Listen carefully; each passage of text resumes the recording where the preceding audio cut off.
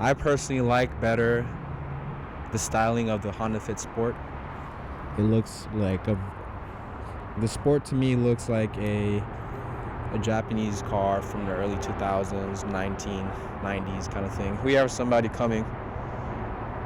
All right. Let's see. This car.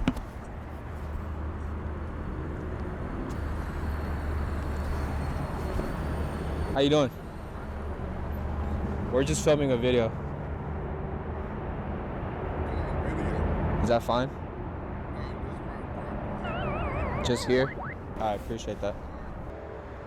Here we have the Honda Fit, the exterior view. I think the white greatly brings out the contour lines of the shape of the body, and that's something I really appreciate about this specific generation, the GE8. From 09 to I believe 13, 14 is when these were made. I like very much the Sport in specific because the Sport has a different bumper shape. You have fog lights and you have a grille, and the cutouts I think really complement the Japanese art form of car sculpting, if you will. We have side skirts along the back on the Sport. The hatch has a wing, and the back bumper also appears to have a diffuser, what it looks like. I think this is very sleek. It complements the car well. You got this small fin here. It's like a bird or something, a little shark. We have the wing here. It's like a aircraft wing. The contour, man, it's just a well-built looking car, in my opinion. The shape of the back, the hatch. We have the rear diffuser, as I was saying earlier, right here at the bottom. Little fins, little skidboard action. These headlights are not stock.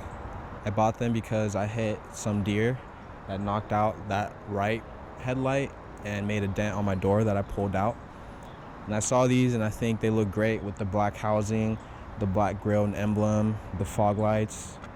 It just completes the car, you know. The car has its dings, you know, it has its imperfections. The previous owner was a mail delivery driver, you know, your post mail, whatever. So evidence of that is displayed around the vehicle, in particular the side view mirrors. This one, you know, has its scratches and cracks as well as the other one.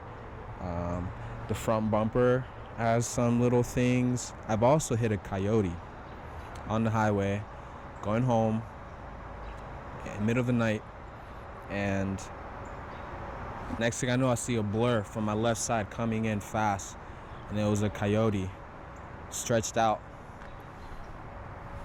Boom, hit it, and that shook my bumper off a little bit, broke out the fog light, the left side, and removed that little tab that you see there. That's like for the tow hook when they were being shipped around.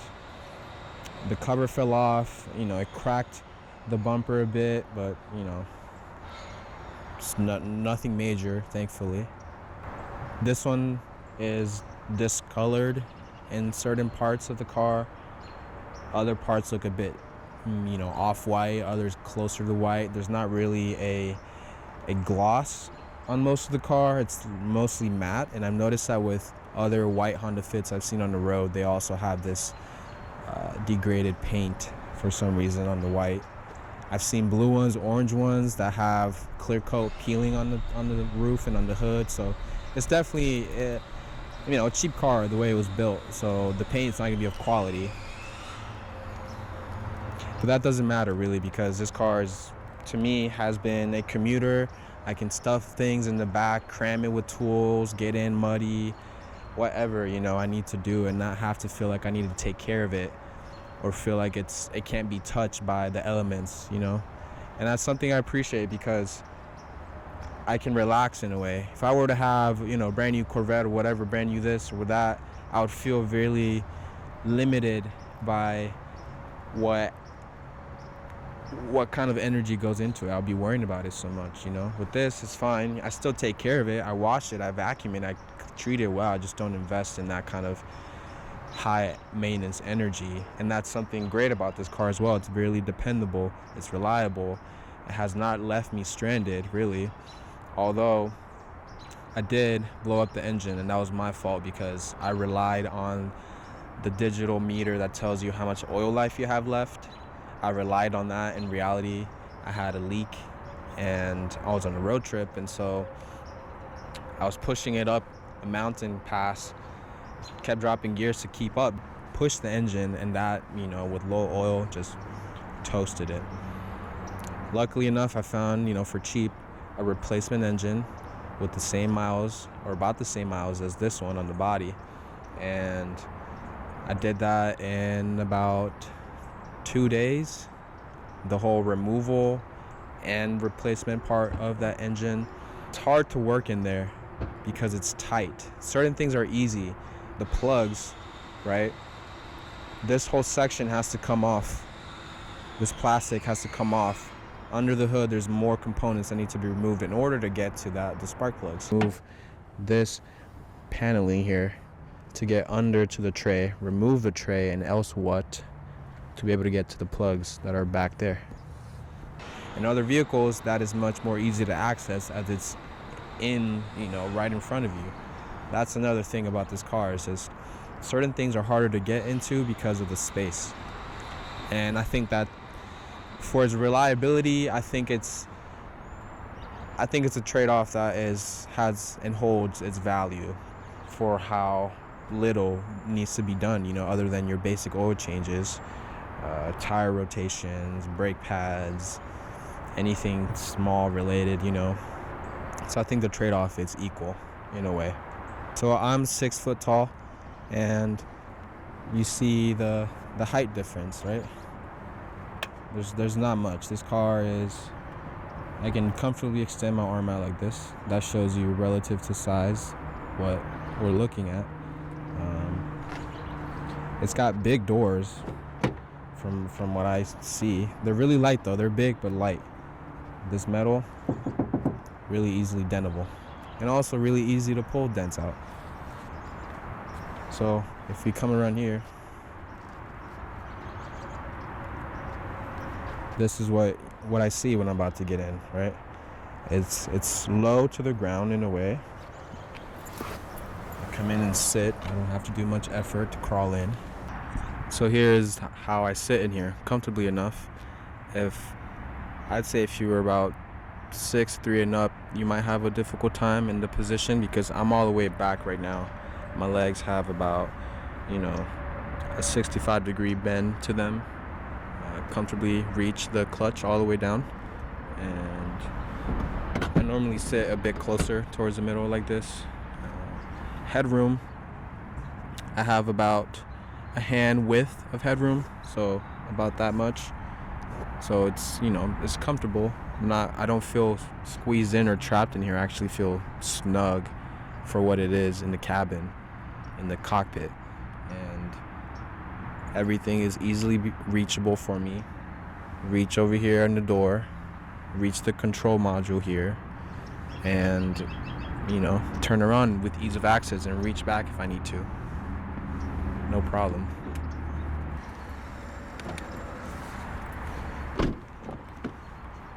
Security guards back again, chasing us.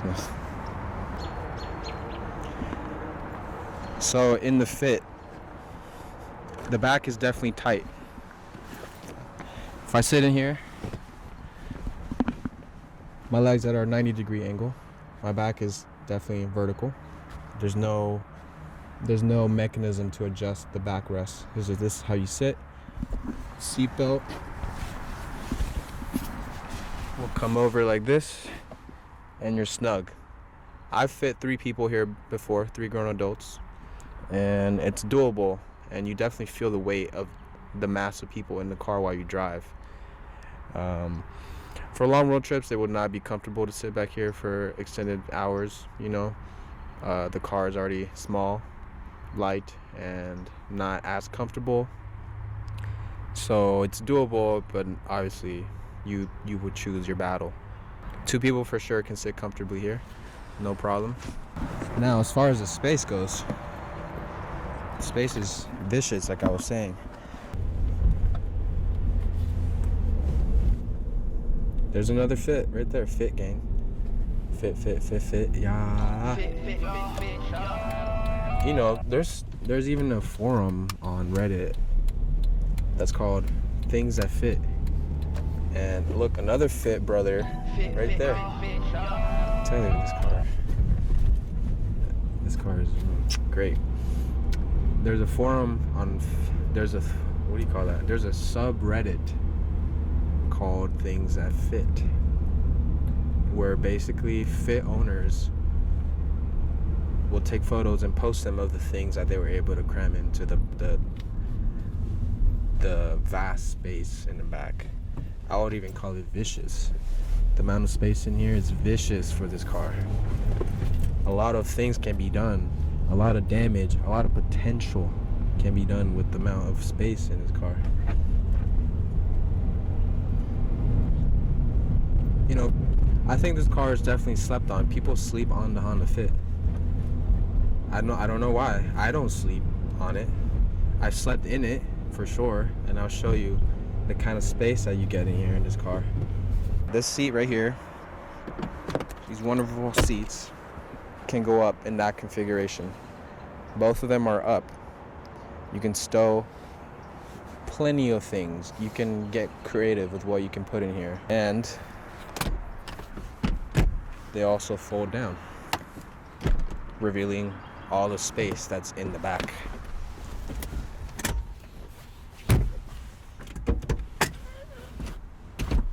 See how simple that is? I can just put it back up and I'm ready. Done. One more space, pull the lever, drop the seat, let's go. Easy. One-handed with the mic in hand. Now, a better view from the back. This is the amount of space that you get to work with. Plenty of space, plenty of height. Obviously, there's no pickup truck, so you can't expect it to work like one, but you could definitely, make do with the amount of space you have. This is the spare tire right here compartment in the back. Pretty bald, need a new one. So there is a spare, just not full size. There is a compartment here to my right, a small little cubby that you can put, whatever can fit in there.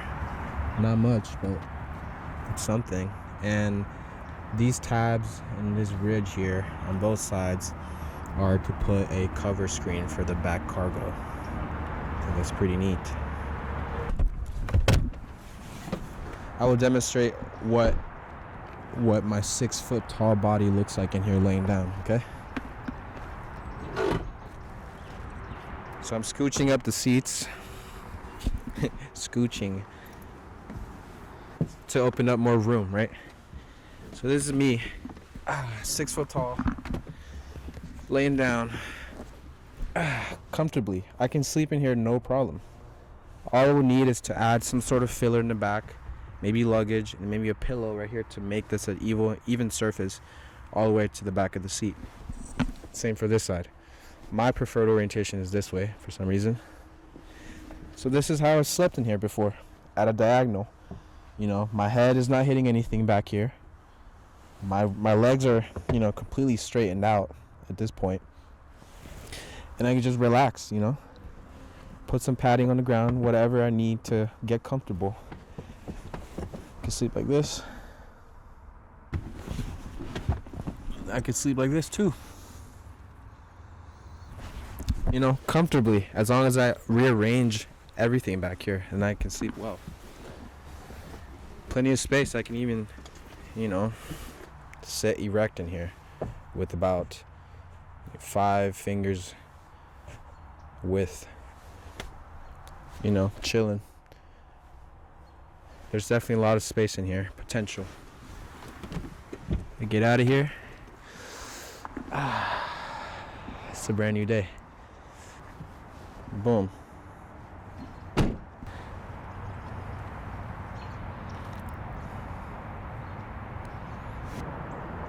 Whoa, when did that happen? The fuck?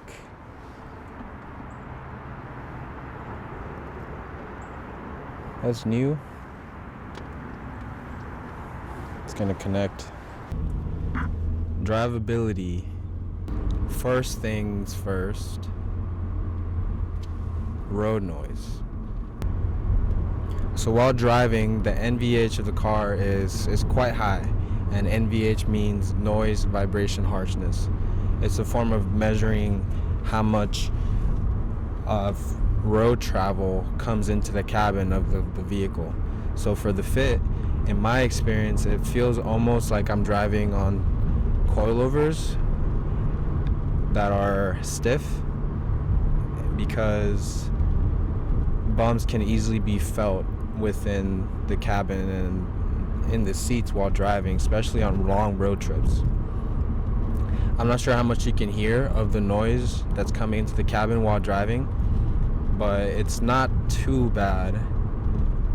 But definitely the harshness of the vibrations come into the car. And after all, it is a cheap build, so there are, lots of plastics in the whole interior, and I can definitely hear that while I'm driving. So now, getting onto the highway, going in second gear, pulling, 5,000 RPMs, 40 miles per hour, shift to third. I'm at 4,000 RPM at 45, merging into the highway, 3,500 RPM at 60. Now I'm gonna shift to fifth gear. And now I'm coasting at 3,000 at 60 miles per hour.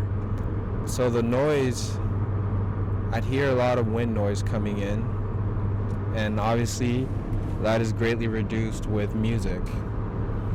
And oftentimes I play music in here because we have a big windscreen right here, and that, I think, plays in part to how much noise comes in, and also the ergonomics of the shape of the car. So this is a sound test on how the sound system, the stock sound system, sounds like in this car. So here we are.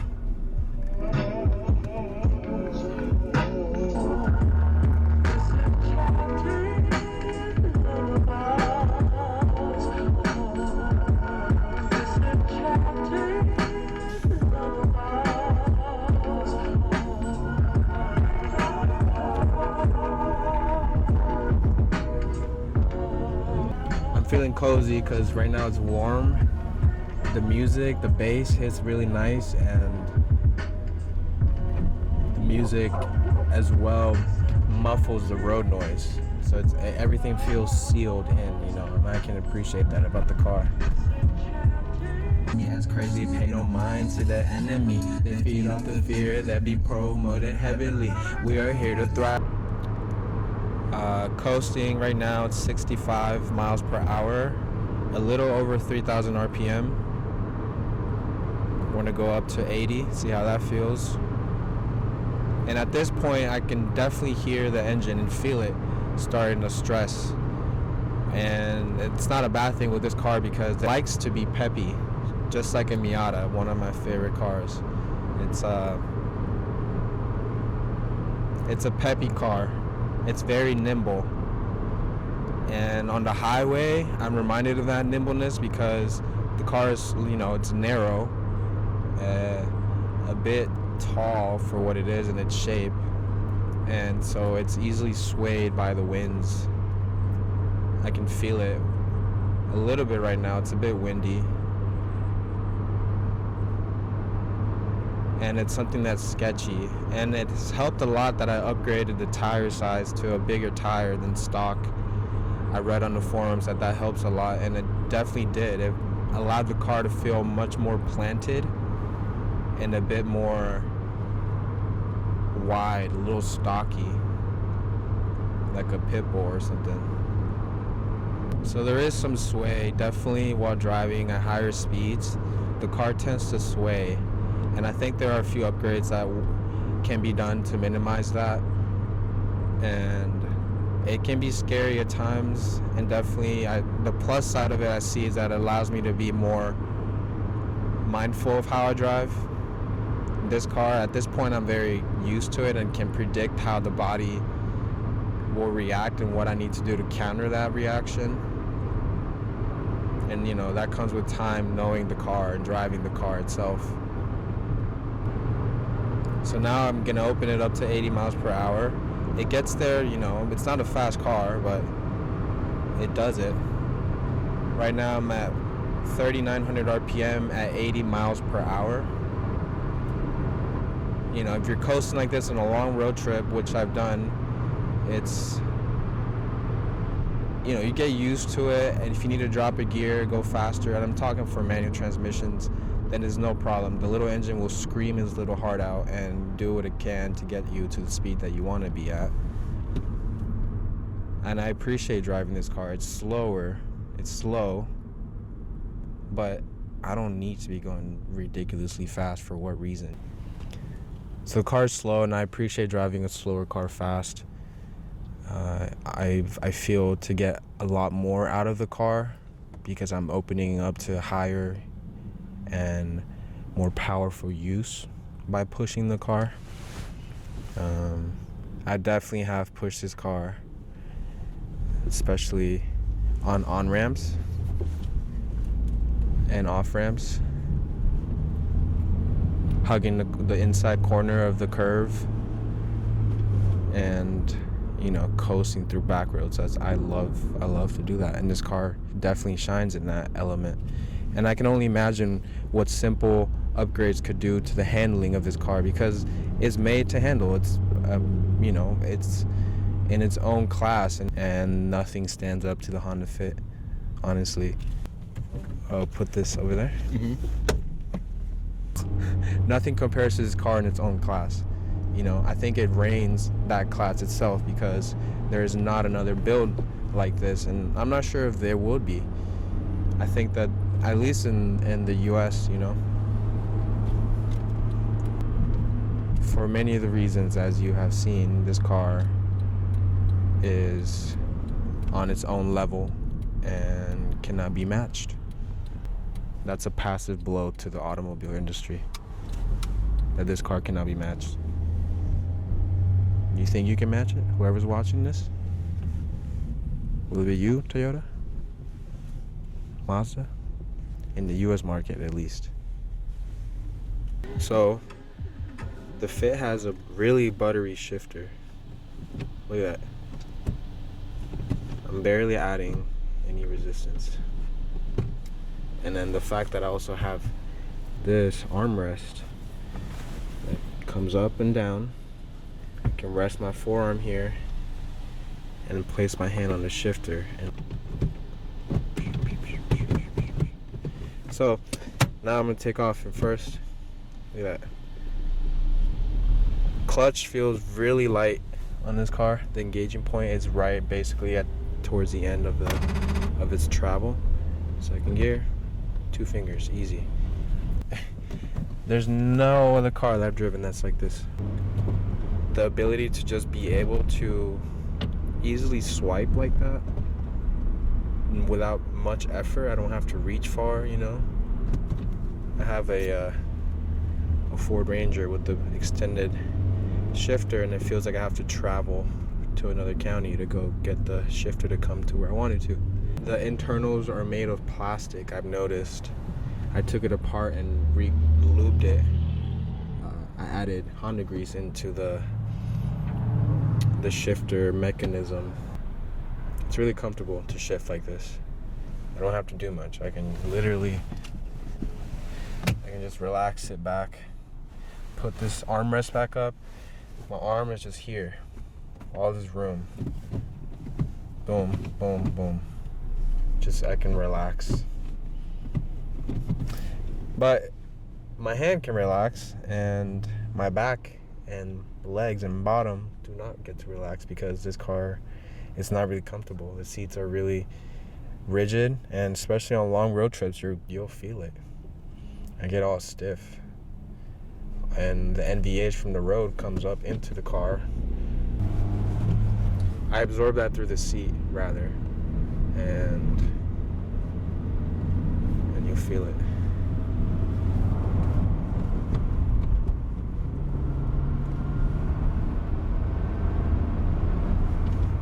Right now I'm in 5th gear.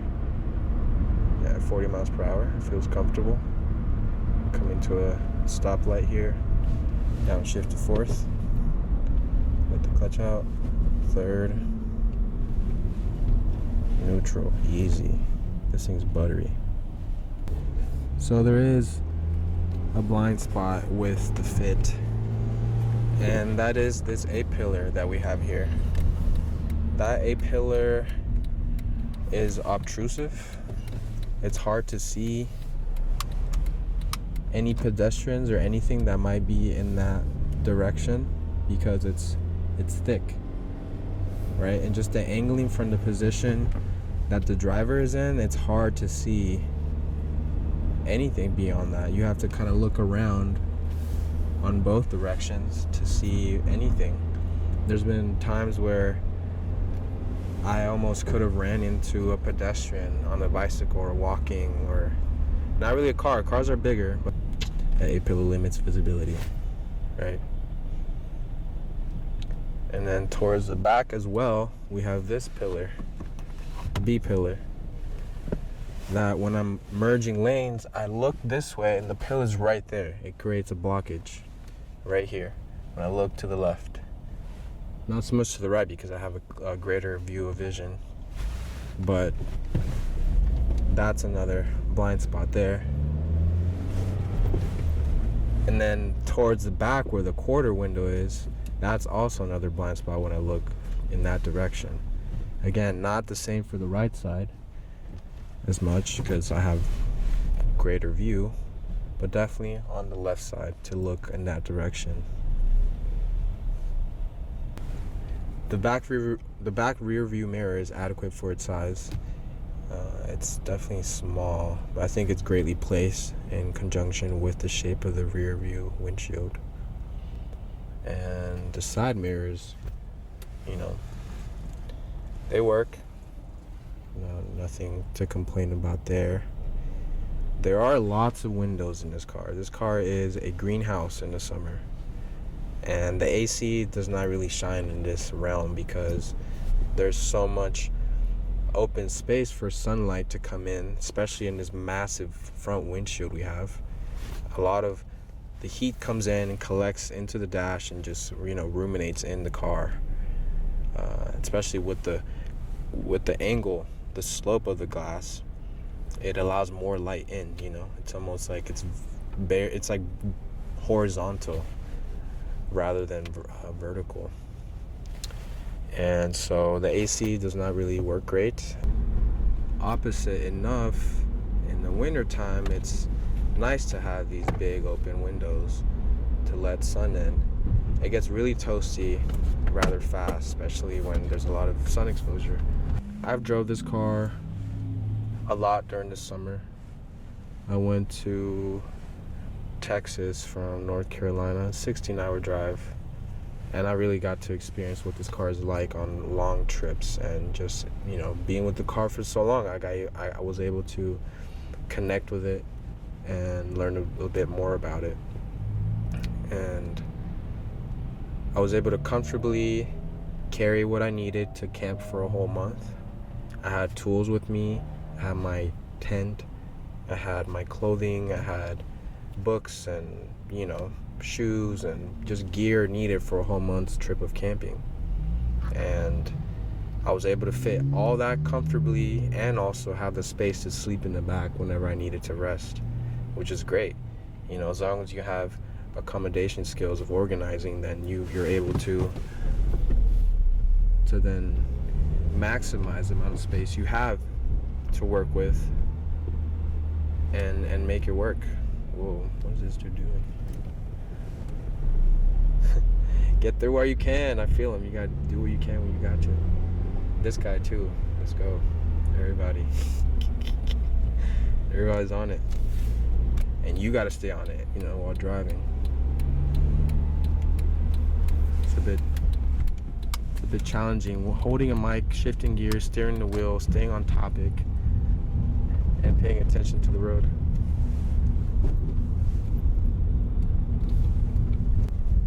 So right here we're coming up on a speed bump. Oh, definitely stiff feeling, and I'm sure that my shocks are old and need replacement.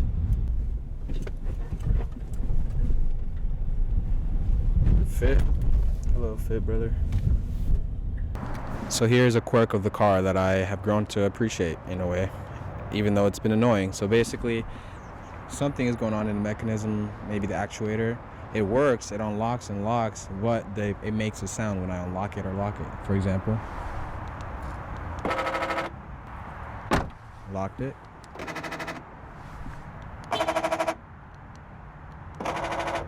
And also, this window does not roll down at all. This window is fixed. Something needs to change for it to roll down, but not many passengers come into the back, so I don't really need that down. And if they are in here, the two front windows get rolled down and the back left one as well, so it's not a problem for me. Another great feature to mention is the amount of cup holders that are in the car. It's like, how many drinks can you get in here? So we have one here, and on its opposite side as well. We have one in the on the door jamb here, not the door jamb. We have one on the door panel. We have two in the center console, and we have one more that goes right here. Narrow drink. And wait, actually, we have two more in the back, one on each passenger side. There's one right there. And one over there. Thank you, Kamal. There's a compartment right here. You know, fit your little Nooks disc, CD disc, little spare flashing bulb, and the USB connection comes out of here. That's how it works out. There's a power outlet here, 12 volt max. Don't really use that. It's there if needed. Overall, great build. Thank you, Honda. Thank you, everyone involved in this. It's just a car to some people. To me, I connect with cars, especially if I'm able and given the time to do so. I appreciate machinery, how things work, and what it takes, the effort and time and labor and resources and energy and blah, blah, blah that it takes to come to this, you know? How does this car come to be from this nature, you know, and the minds of thinkers and innovators and inventors and engineers and da. So overall, that came to be to this vehicle, one of many vehicles, and one that definitely will stand out and stick out through the test of time.